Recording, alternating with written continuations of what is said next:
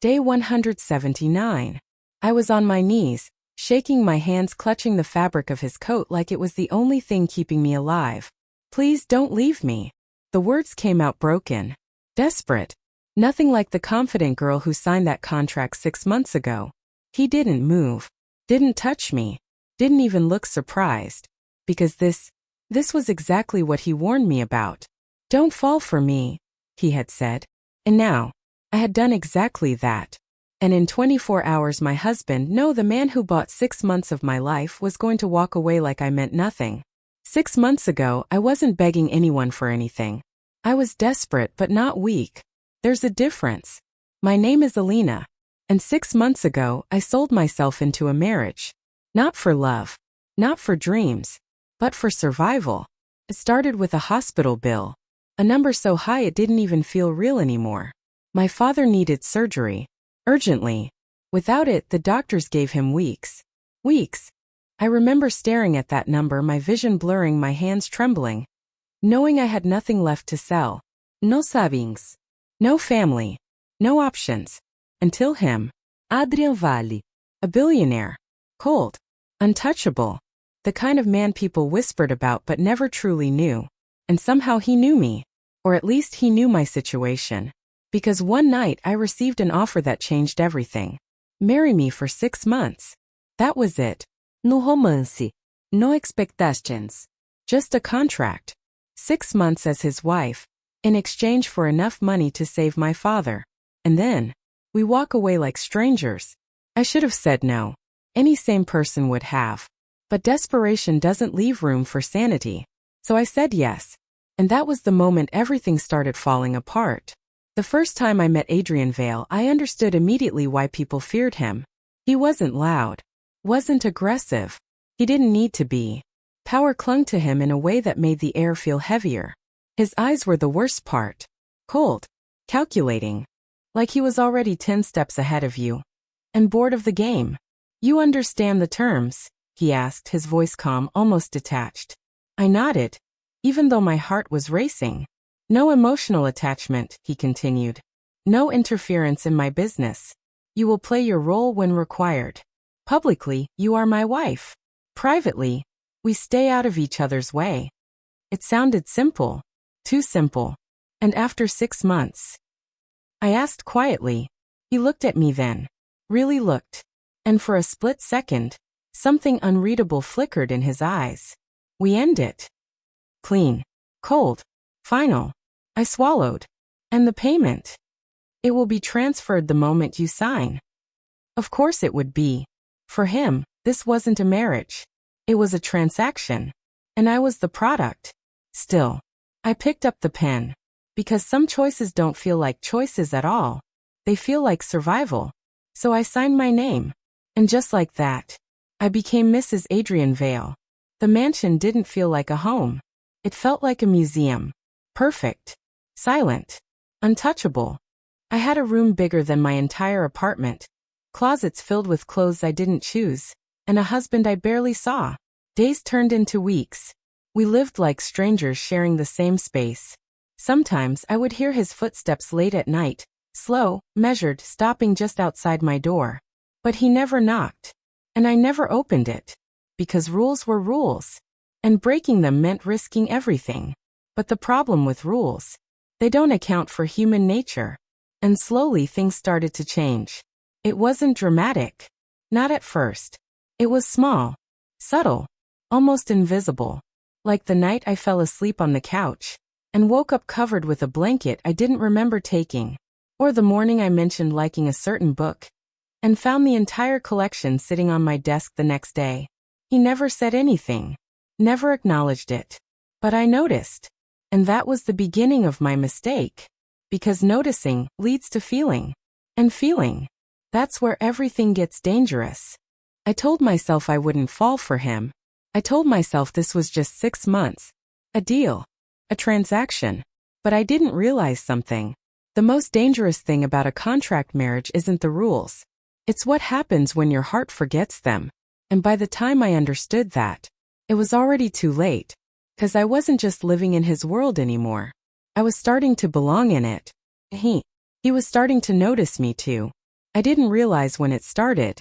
There was no exact moment, no clear line I crossed. Just a slow shift. A change in the way I looked at him. And maybe the way he looked at me too. It began at a charity gala. My first official appearance as his wife. The dress they gave me was stunning black silk, backless, elegant in a way that made me feel like someone else entirely. Not Alina, the girl drowning in bills, but Mrs. Vale, his wife, temporary but convincing. "You'll stay close to me," Adrian said before we left. Adjusting his cufflinks like this was just another business meeting. Smile when needed, speak when spoken to, and don't wander off. I nodded. Simple rules. I could follow those. But the moment we stepped into that ballroom, everything changed. Eyes were everywhere, watching, judging, whispering. And then came her. Tall, beautiful, effortlessly confident. The kind of woman who didn't need to try. "Adrian," she smiled, stepping closer like she already belonged there, like she belonged with him. Her eyes flicked to me, brief, dismissive. "And this must be your wife." The pause wasn't accidental. I felt it, like a quiet insult wrapped in politeness. Adrian didn't react. "This is Alina," he said simply. "No words. No explanation. Just my name." But the way his hand rested lightly against my back. That was new, possessive, subtle, real enough to make my heart stutter. "Interesting choice," she murmured. And just like that, something unfamiliar twisted inside my chest. Jealousy. Sharp. Unwelcome. And completely out of place. Because I had no right to feel it. None. This wasn't real. He wasn't mine. So why did it feel like I was being replaced right in front of him? I made a mistake that night. A small one. But in our world, small mistakes don't stay small. I walked away. Just for a moment. Just to breathe. The air in that room had felt suffocating. Thick with expectations I didn't belong to. So I stepped outside. Onto the balcony. Alone. Or at least, I thought I was. "You don't look like you belong here." The voice came from behind me. A man. Smiling too easily. Standing too close. "I'm fine," I replied, taking a step back. But he didn't move. "Vale's wife, right?" He continued. "Didn't expect someone like you. Something like me." I hated how often I'd heard that. Before I could respond, his hand brushed my arm. Light, but unwanted. And then, "Step away from her." Adrian's voice cut through the moment like a blade. Cold. Sharp. Dangerous. The man froze. Actually froze. I'd never seen someone go pale that fast. "I didn't mean," I said, "step away." This time there was no room for interpretation. The man left. Quickly. Without another word. And suddenly it was just the two of us. Silence stretched between us. Heavy. Tense. "You left my side," Adrian said finally. "No anger." That would have been easier. This was worse. Controlled. Measured. "I just needed air," I said quietly. "You don't need air in situations like that. You stay where I can see you." I frowned. "I'm not one of your employees." "No," he replied, stepping closer. "You're something much more important." My breath caught. But his next words, they shattered the moment. "You're my responsibility. Not partner. Not equal. Responsibility." And suddenly, the warmth I thought I felt from him disappeared. Replaced by something colder. More real. "I didn't realize I needed supervision," I said, my voice tightening. "You need protection," he corrected. "I didn't ask for it." "No," he said quietly. "But you signed for it." And there it was. The contract. The reminder. The truth. This wasn't about care. It was control. After that night things changed. Not visibly. Not in ways anyone else would notice. But I felt it. In the silence. In the distance. In the way I started guarding myself again. Because I had forgotten something important. I didn't belong here. And Adrian Vale. He didn't belong to anyone. Especially not me. So I pulled back. Emotionally. Carefully. I stopped noticing the small things. Stopped wondering what his late-night pauses outside my door meant. Stopped caring. Or at least, I pretended to. But he noticed. Of course he did. Adrian noticed everything. You've been avoiding me. The words came one evening out of nowhere. I looked up from the book I wasn't really reading. I didn't realize I was required to be around you. His eyes narrowed slightly. You weren't this distant before. And you weren't this controlling before. Silence. Sharp. Dangerous. I'm ensuring the terms of our agreement are maintained, he said finally. I laughed softly. Right. The agreement. Thing is, contracts don't account for emotions. And ours. It was starting to crack under the weight of them. It happened on day 103.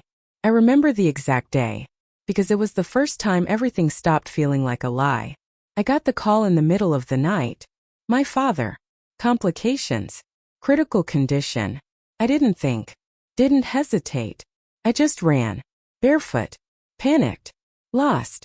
And somehow, Adrian was there before I even realized I needed him. What happened? His voice was different. Not cold. Not distant. Urgent. Real. I need to get to the hospital, I said, my voice breaking. I'll take you. No questions. No hesitación. Just action. The drive was silent, but not empty. His hand rested briefly over mine at one point.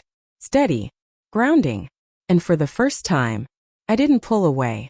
Hours later, sitting in that sterile hospital hallway, I broke.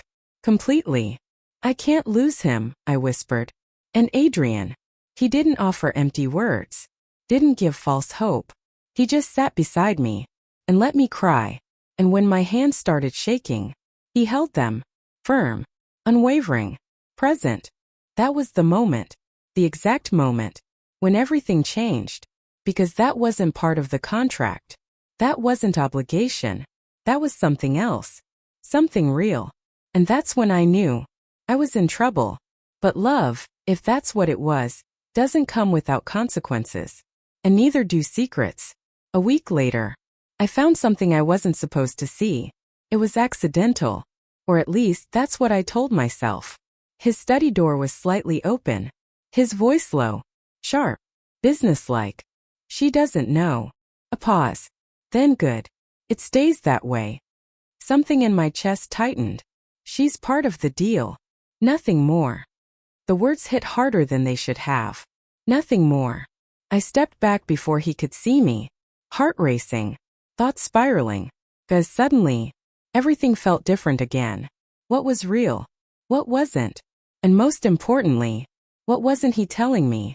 I thought the hardest part would be falling for him. I was wrong. The hardest part was realizing he might never feel the same way. And worse, that everything I believed between us might have been just another part of the deal. I tried to ignore it. I really did. For 2 days I convinced myself I had misunderstood. Misheard. Overreacted. She's part of the deal. Nothing more. Maybe it was about business. Maybe it wasn't about me. Maybe, but deep down, I knew. Because when something feels wrong, it usually is. So I did the one thing I promised myself I wouldn't do. I went into his study, the room he never let anyone touch. The room that held pieces of him he kept hidden from the world, including me. My hands trembled as I stepped inside. It felt like crossing a line I could never uncross. But I needed answers. And answers don't come to people who stay obedient. They come to people who are willing to break the rules. So I searched. First, nothing. Just files. Documents. Business contracts. Cold. Clean. Meaningless. Until I found it. A folder. Locked. Of course it was locked. But fate, or maybe cruelty, was on my side. Because it wasn't closed properly. Just enough for me to slide it open. And inside, my name. Over and over again. Alina. Medical records. Financial history. Personal background. Everything. Every detail of my life laid out like a report. Like I wasn't a person. Like I was a project. And then the final document. The one that made my hands go cold. Subject. Alina, suitability for contract marriage suitability. I stopped breathing. My eyes scanned the page, each word hitting harder than the last. Emotionally resilient under pressure. Limited support system. High compliance probability. Financial desperation ensures cooperation. I staggered back. No, No, no, no, this wasn't real. This couldn't be real. This wasn't a marriage. It wasn't even a deal. It was a selection. Calculated. Planned. Engineered. He didn't just offer me a contract. He chose me. Because I was easy to control. Easy to manage. Easy to discard. And suddenly, everything made sense. The way he knew. The way the offer came at the perfect time. The way nothing about this felt accidental.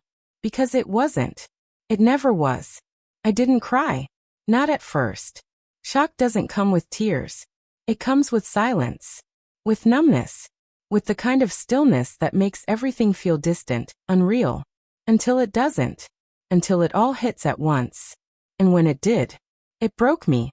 I don't remember leaving the study. I don't remember walking back to my room. I just remember the feeling. Like something inside my chest had been ripped open. Like everything I thought was real had been a lie. Because it wasn't just the contract anymore. It was him. The way he looked at me in the hospital. The way he held my hand. The way I thought God. I thought he cared.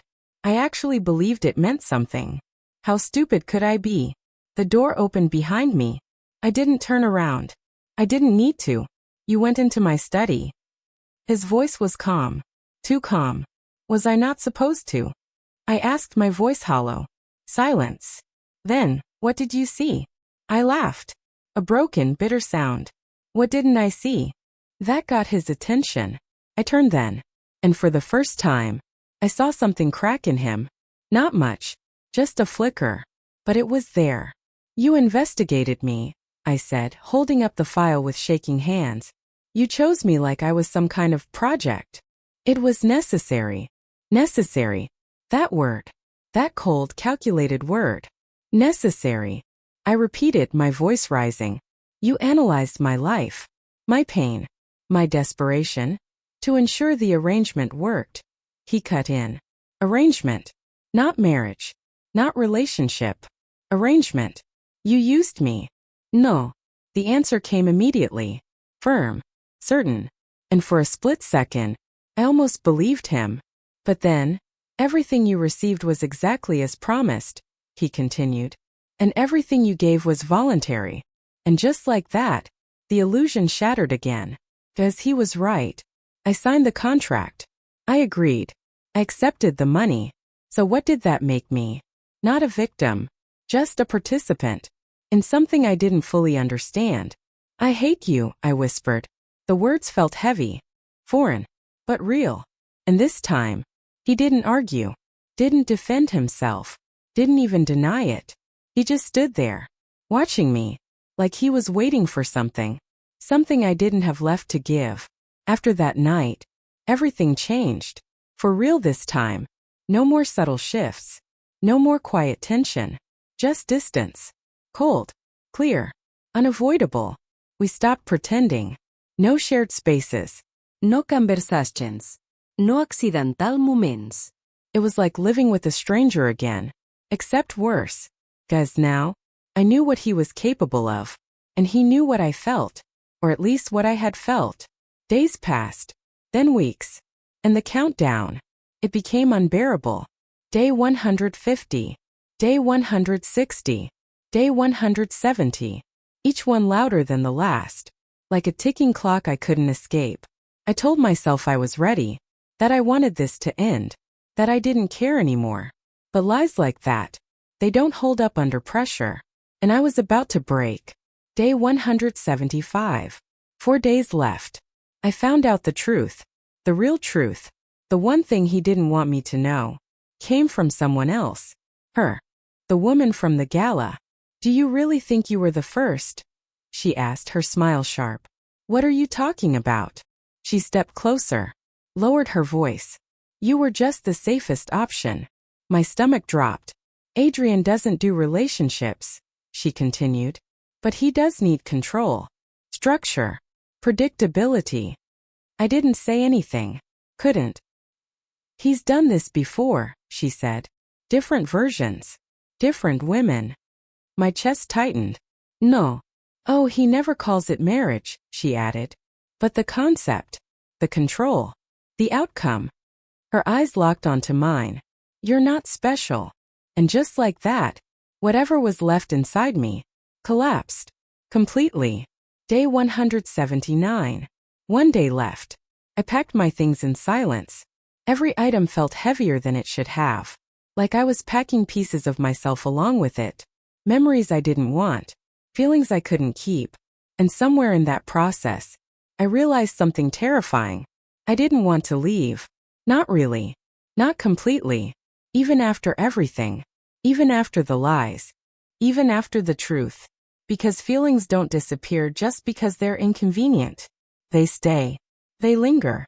They haunt. And mine. They were still there. Still strong. Still painfully real. I closed my suitcase. Took a deep breath. And made a decision. A stupid one. A dangerous one. But one I couldn't walk away from. I was going to see him. One last time.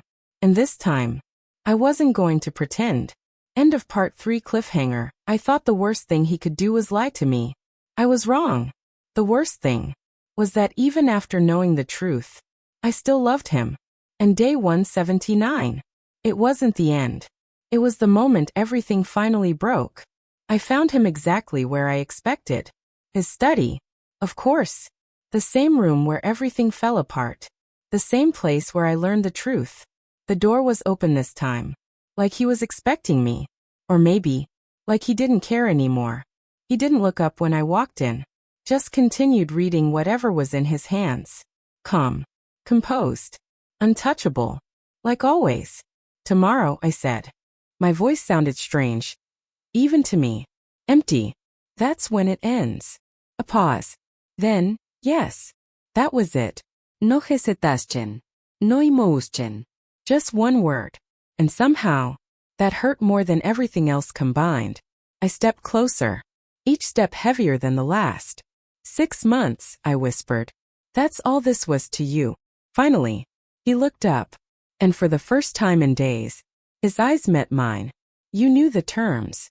The same answer. The same cold truth. But I wasn't here for logic. I was here because I had nothing left to lose.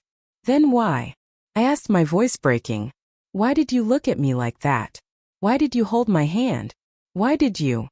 Stop. The word was sharp. Cutting. Final. But I didn't stop. I couldn't. Was any of it real? I demanded. Silence. Long, heavy. Painful. And then, yes. My breath caught. What? I whispered. He stood up slowly. Walked toward me. Each step deliberate. Controlled. But it shouldn't have been. Those words. They shattered something inside me. Do you have any idea what you've done to me? I said, tears finally falling. I didn't ask for this. I didn't ask to feel this way. Neither did I. The confession hit harder than I expected. Because it wasn't loud. It wasn't dramatic. It was quiet. Honest. And completely real. I chose you, he said. I flinched. I know why you chose me. I replied bitterly. You made that very clear. No, he said, stepping closer. You only saw part of it. I shook my head.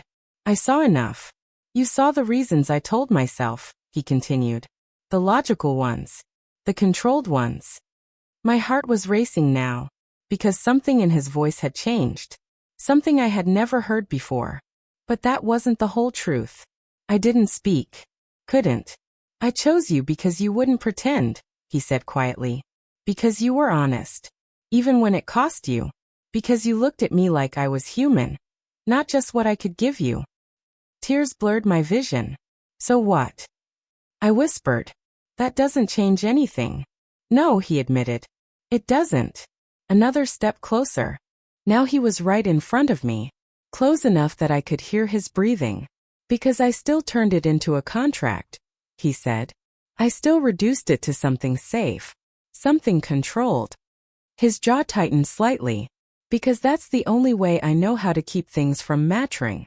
And suddenly, everything made sense. The control. The distance. The rules. It wasn't about power. It was about fear. You should go, he said finally. The words felt like a knife. Tomorrow this ends. Cleanly. Like it was always meant to. I stared at him. At the man who changed everything. At the man who broke me. and somehow still held my heart. No. The word came out stronger than I expected. His eyes narrowed slightly. No, he repeated. I stepped forward, closing the distance completely. No, I said again, my voice shaking but firm. I'm not walking away like this. You don't have a choice, he said quietly. Ido. My hands clenched at my sides. I can leave, I continued. I can take the money, forget everything, pretend none of this ever mattered.